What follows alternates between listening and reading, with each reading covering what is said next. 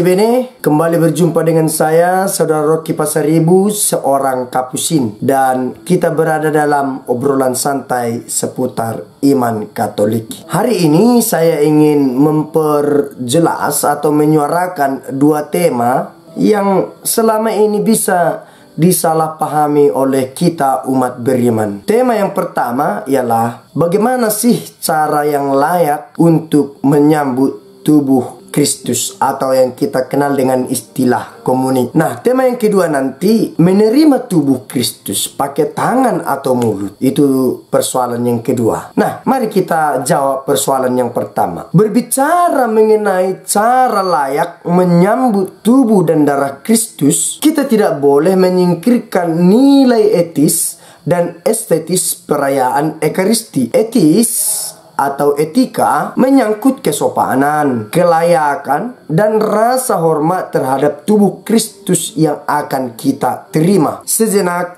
mari kita bandingkan dengan analogi ini. Misalnya, Presiden Jokowi datang ke rumah Anda, datang ke rumah saudara-saudara. Tentu, sebagai orang yang dihormati, kita pantaslah memberikan atau menyambutnya dengan persiapan penuh, menjamunya dengan meriah dan tulus, seraya memberikan penghormatan tinggi. Demikian juga pribadi yang akan kita sambut dalam perayaan Ekaristi lebih tinggi kodratnya daripada Pak Jokowi, bahkan semua orang berkuasa di dunia ini. Dengan itu, mestinya, harusnya kita menyambutnya dalam nuansa penuh kesalehan, kesakralan, dan mempersiapkan hati, pikiran, bahkan seluruh diri kita. Kita tidak perlulah mempersiapkan nasi tumpeng yang dilengkapi dengan tahu dan tempe goreng dan dicampur sedikit sambal terasi dan dihiasi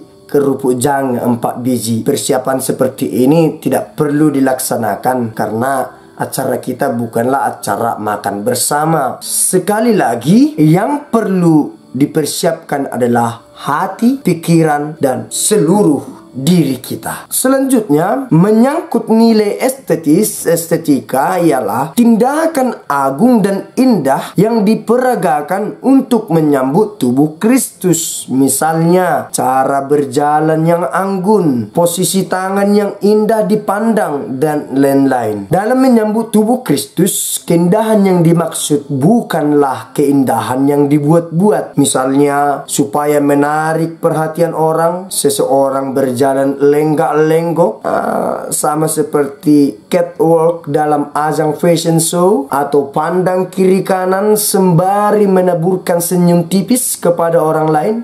Tidak.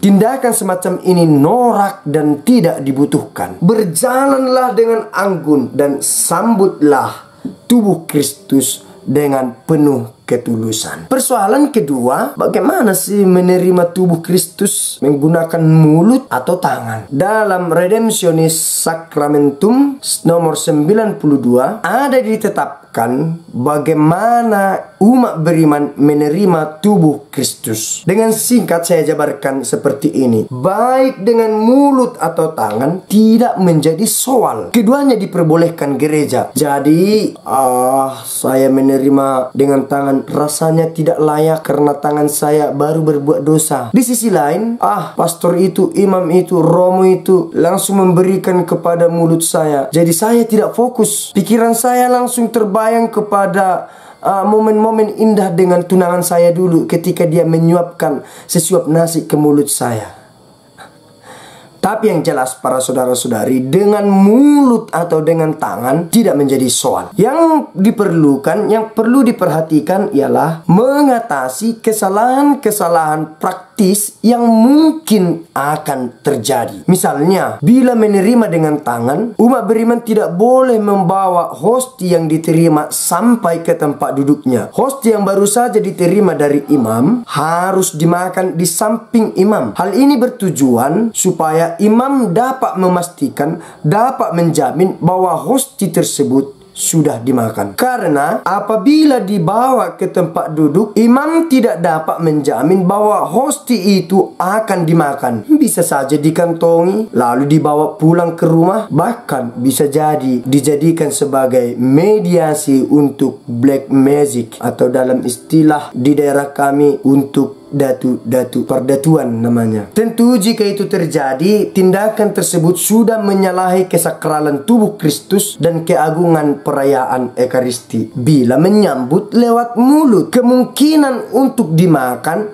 lebih terjamin. Tapi ada kalanya bila tidak hati-hati, tangan imam bisa menyentuh lidah atau mulut umat beriman yang bersangkutan. Dan pastilah dari segi kebersihan tangan imam tidak steril lagi. Dan pasti ada perasaan jijik dari umat beriman yang sedang menunggu giliran berikutnya. Belum lagi apabila umat yang bersangkutan mengidap penyakit tertentu, misalnya TBC, RBT, entah apalah penyakit RBT ini, dan lain-lain, atau di zaman sekarang ini ada corona. Hal inilah harus dihindari karena akan rentan untuk menularkan kepada yang lain. Tapi jauh dari persoalan menerima dengan mulut atau tangan, hatilah yang lebih utama. Kita menerima, kita meyakini dan mengimani hosti tersebut sebagai tubuh Kristus, sebagai jelmaan tubuh Kristus yang bisa menguatkan jiwa dan berdaya guna meneguhkan hidup kita masing-masing. Jadi para saudara-saudari, cukup jelas masalah utama tidak terletak pada pakai mulut atau tangan. Keduanya diizinkan gereja. Jangan sanksi, jangan ragu. Terima kasih para saudara-saudari. Apabila ada yang ingin ditanyakan mengenai iman Katolik, tulis di kolom komentar. Dan jangan lupa like, share, dan subrek video ini agar saya semakin semangat menampilkan konten-konten pengetahuan iman Katolik kepada kita semua. Pace e bene.